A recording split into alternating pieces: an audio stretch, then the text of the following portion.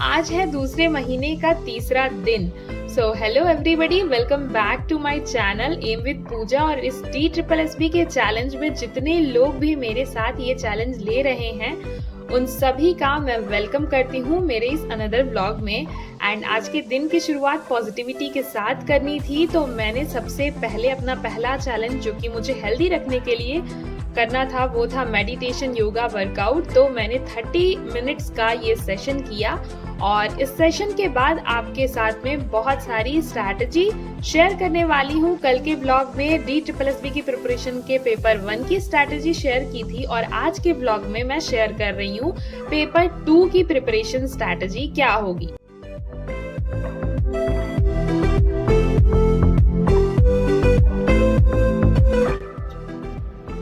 So after completing my all morning routines अभी मैंने start किया है अपना पहला स्लॉट। और जैसा कि आप सभी को पता है कि कल के व्लॉग में मैंने DSSB की प्रिपरेशन के लिए पार्ट ए की क्या स्ट्रैटेजी रहती है मेरी, पूरा वीक में मैं किस तरीके से कवर करती हूँ, वो सारी चीज़ें आप सभी के साथ में मैंने शेयर की थी।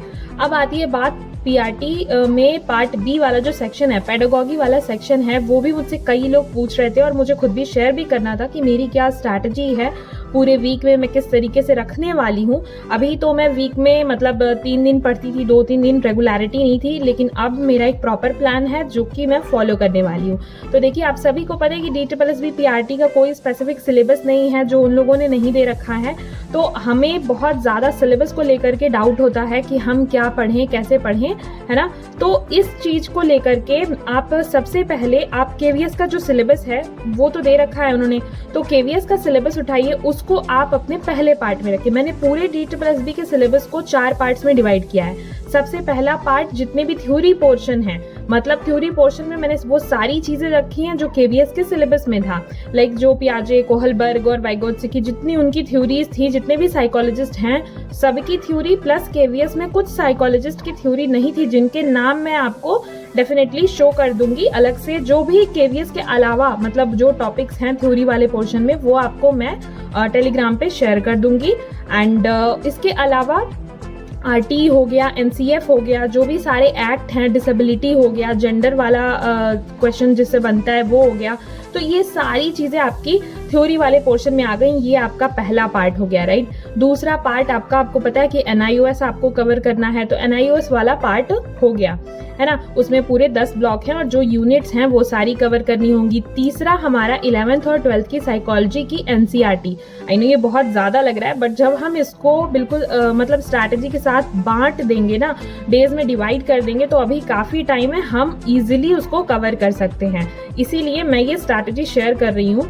तो तीसरा पार्ट हो गया हमारा 11th-12th की NCERT वाला सेक्शन, ठीक है। उसके बाद चौथा पार्ट आता है हमारा प्रैक्टिस वाला, जो सबसे ज़्यादा इम्पॉर्टेंट है। तो प्रैक्टिस के लिए मैं क्या क्या मतलब यूज़ कर रही हूँ और कहाँ से प्रैक्टिस कर रही हूँ, कैसे कर सकते हैं और कितने वीक में कितने डेज दे रही हूँ, इन सारी चीज़ों को वो मैं आपके साथ में शेयर कर देती हूँ। तो सबसे पहला जो मेरा NIOS वाला सेक्शन है उसको मैं मंडे और ट्यूसडे को रखती हूँ, क्योंकि अभी पूरा NIOS कवर नहीं हुआ है। और जब आप फर्स्ट टाइम किसी चीज़ को पढ़ते हैं तो आपको टाइम लगता है, जब रिवीजन करना होता है तो थोड़ा कम टाइम लगेगा, सेकंड रिवीजन में, थर्ड रिवीजन में और कम टाइम लगेगा। तो ऐसे ही सबका स्टडी रूटीन और स्ट्रैटेजी ऐसी ही होती है। तो पहली बार मुझे अभी मैं रीड करके नोट्स बना रही हूँ तो टाइम लग रहा है, तो मैंने वीक में 2 दिन दिया हुआ है, मंडे और ट्यूसडे।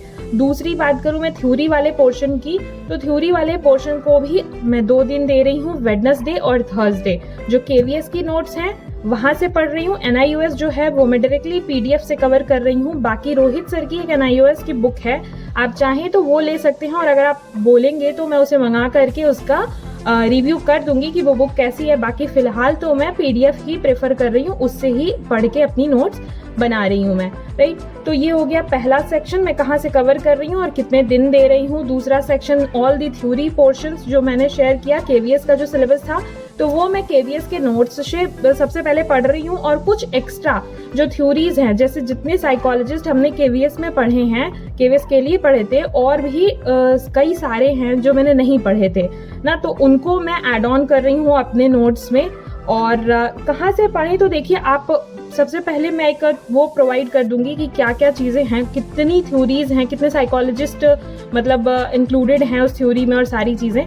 तो वो आप डायरेक्टली टॉपिक वाइज डाल करके, लाइक ब्रोनफेन-ब्रेनर की थ्योरी है by Himanshi ma'am, by Prateek sir या बाई रोहित सर, किसी का भी डाल करके आप उसको सर्च करके, लगभग आपको सबकी थ्योरीज यूट्यूब पे अवेलेबल है, मिल जाएंगी किसी ना किसी से। और अगर नहीं मिलती हैं तो आप मुझसे शेयर कर सकते हैं, वो चीज़ मैं आपको एक्सप्लेन कर दूंगी, उसकी मैं वीडियो शेयर कर दूंगी बना करके, अगर कोई ऐसा टॉपिक फंसता है तो ये हो गए थ्योरी वाले पोर्शन जो मैं कवर कर रही हूँ।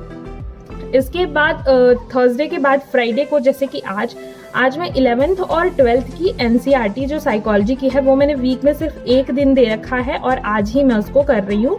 और बाकी आई नो कि ये कम टाइम है, बट 11th-12th की ही बस NCERT है और धीरे धीरे अभी टाइम है, तो हम एक दिन भी दे तो सफिशियंट है, धीरे धीरे वो हो जाएगा, राइट? क्योंकि हमें सारे टॉपिक, सारे चीज़ों पे फोकस होके चलना है, सारी चीज़ों को कवर करना है, तो अभी ऐसे ही करना होगा हमें, डिवाइड करके ही करना होगा हमें। And the last one is practice. For practice मैं 3 चीज़ें यूज़ करती हूँ, मतलब प्रैक्टिस के लिए। सबसे पहले तो ये वाली बुक यूज़ करती हूँ मैं, DT+B PRT, चैप्टर वाइज में क्वेश्चंस हैं, तो क्या होता है कि संडे को मेरा रिवीजन भी हो जाता है, डायरेक्ट मैं क्वेश्चन प्रैक्टिस ही करती हूँ, जो टॉपिक मैंने हफ्ते भर पढ़ा है उसका ही मैं क्वेश्चन प्रैक्टिस करती हूँ, तो मेरा रिवीजन भी हो जाता है और कुछ नया सीखने को अगर मिलता है तो मैं वो ऐड ऑन कर लेती हूँ। दूसरा मैं टेक्स्ट बुक यूज़ करती हूँ, और सिर्फ टेक्स्ट बुक पे DTSSB वाला सेक्शन ही नहीं, अगर KVS में भी कई सारे मॉक दिए हुए हैं, अगर आपको लगता है कि आपने पास नहीं लिया है, कुछ ही अवेलेबल है, तो आप KVS वाले सेक्शन में भी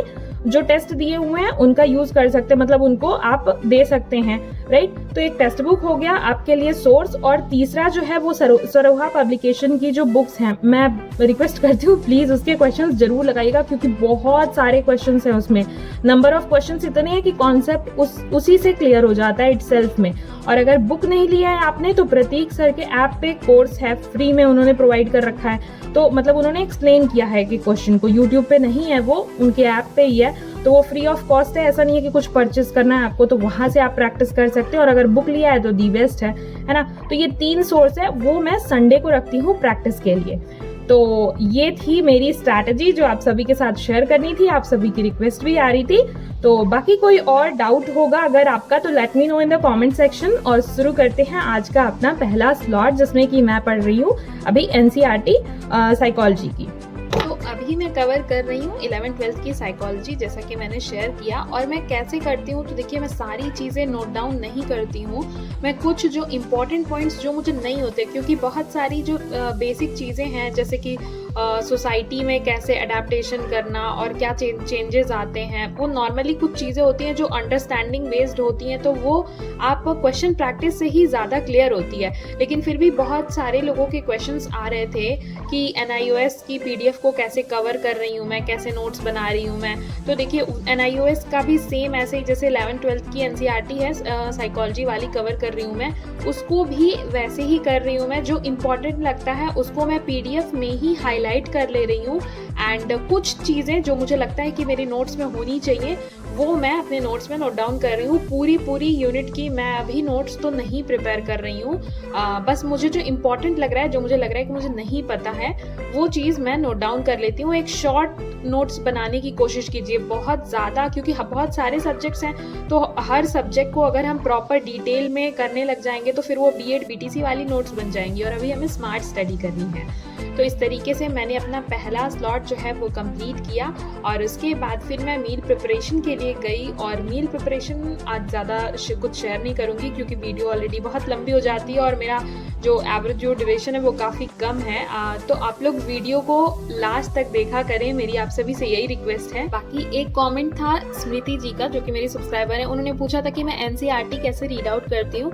तो देखिए, NCERT के लिए मैं अलग से नोट्स नहीं बनाती हूँ, NCERT पे ही हाईलाइट करती हूँ, और उसके साथ ही स्टिकी नोट्स का यूज़ करती हूँ।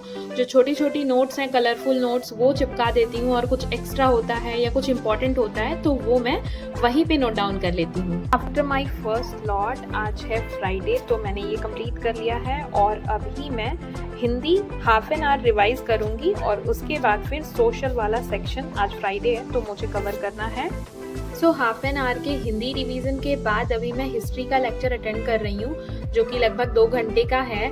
और मैं इसके थोड़े बहुत नोट्स बना रही हूँ। वैसे तो मैं इसका प्रिंट आउट निकलवाऊंगी पीडीएफ से। और सर का मतलब खास तरीका ये है पढ़ाने का कि वो मैक्सिमम चीज़ें जो हैं वो सीक्वेंशली याद करवाते हैं और क्लास में ही याद करवा देते हैं। कहते हैं कि लूसेंट और हर जगह पे आपको कंटेंट मिल जाएगा, लेकिन अभी क्लास में ही याद करो, तो ये सबसे अच्छी बात है। और बाकी आज मैंने हिंदी में पेडागॉजी सेक्शन जो है वो कवर किया। हिंदी का पेडागॉजी सेक्शन आप सभी को पता ही है कि केवीएस में इतना ज़्यादा सब्जेक्टिव पेडागॉजी नहीं पूछा गया था, मतलब सोशल की पेडागॉजी हो गई, मैथ्स की पेडागॉजी हो गई। लेकिन DSSB के लिए आपको हर एक सब्जेक्ट के, लाइक इंग्लिश हो गया, हिंदी, मैथ, सोशल, साइंस, सभी की पेडागॉजी को आप एक बार ही जरूर, अगर आपने सीटेट के टाइम पे प्रिपेयर किया होगा, नोट्स बनाए होंगे, तो वहाँ से या फिर जो भी आप इसकी क्लासेस जरूर सब्जेक्टिव पेडागॉजी की अटेंड कर लें। अगर नहीं अवेलेबल हो पाती है कहीं से तो आप मुझसे बताइएगा, बिकॉज एक एक लेक्चर में आराम से वो हो जाएगा, तो मैं उसकी वीडियो आप सभी के साथ में शेयर कर दूंगी। इसके अलावा जैसे EMRS की रूल बुक आई है, मैंने आप सभी के साथ एक डिटेल वीडियो में शेयर किया था, तो उसकी बहुत सारी जो भी नोटिफिकेशन, एलिजिबिलिटी वगैरह है, क्या वैकेंसीज वगैरह है, वो दे दिया है उन्होंने। वैकेंसी अभी नहीं आई है, बट रूल बुक के थ्रू आप सारी चीजें देख सकते हैं। और NVS की भी अभी नेहा जी ने टेलीग्राम पे मैसेज किया था डिटेल वीडियो बनाने के लिए, तो डेफिनेटली मैं ट्राई करूंगी कि सब्जेक्ट कॉम्बिनेशन वगैरह और जो भी चीजें हैं वो बता दूं, क्योंकि NVS ने भी अपनी रूल बुक जो है वो शेयर कर दी है, तो जल्दी ही उसकी वैकेंसीज आपको देखने को मिलेंगी, जो 2023 की वैकेंसीज हैं। तो उसकी जो भी स्ट्रैटेजी है और कैसे कवर करना है, क्या चीज़ें हैं, वो भी मैं आपके साथ एक सेपरेट वीडियो में शेयर कर दूंगी। And after my second slot मैंने आज अपना तीसरा स्लॉट जो है उसमें मैथ्स को रखा। आप सभी को पता ही है कि मैं मैथ्स डेली 3 घंटे देती ही हूँ, 3 से 4 घंटे। तो मैथ्स में मैंने आज बुक से प्रैक्टिस नहीं की, आज टाइम एंड वर्क मेरा इस समय टॉपिक चल रहा है। और आप लोगों का क्या टॉपिक है वो मुझे कमेंट में जरूर बताइएगा कि इस समय मैथ्स में कौन सा पोर्शन आप कवर कर रहे हैं। एंड अगर आपको मेरे ब्लॉग से मोटिवेशन मिलती हो, so please do like, share and subscribe my channel guys. Thank you so much for watching.